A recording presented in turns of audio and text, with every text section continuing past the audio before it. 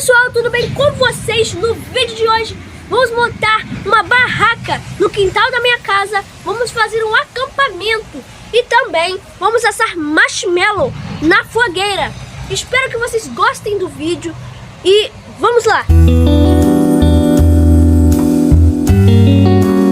E essa daqui é a cabana que eu vou montar.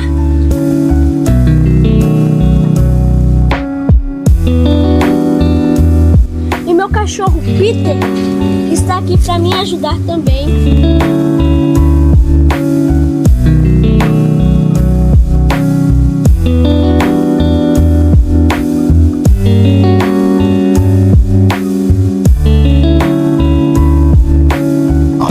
Como ele está ajudando, né?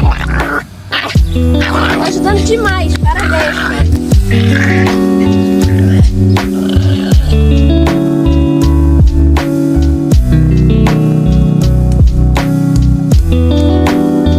Duas horas depois. Gente, já terminamos de montar a cabana e agora eu vou lá pegar o colchão.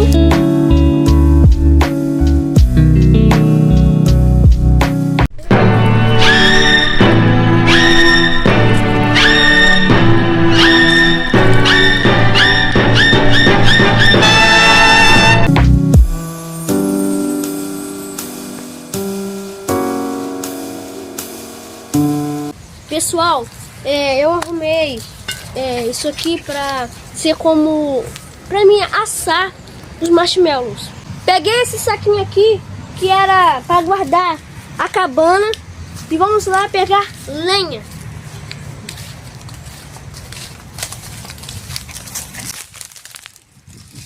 Agora eu vou guardar essas madeiras que eu consegui encontrar aqui. Pronto, já conseguimos a lenha. E agora é só colocar aqui.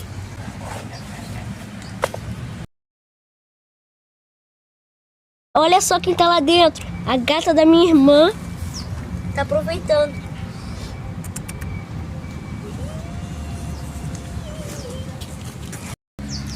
Já estou preparado para acender a fogueira.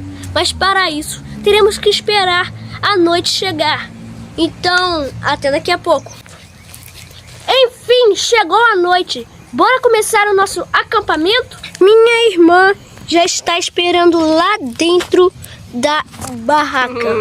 Oi, gente, tudo bem com vocês? Vim aqui fazer uma participação no canal do Joaquim. Estou muito animada para esse acampamento. Também quero provar esses marshmallows assados. Será que é bom? Já vamos conferir. Já acendi a fogueira e agora é só assar os marshmallows. E o cheiro tá muito bom. Eu comprei esses marshmallows e esses palitos aqui para assar.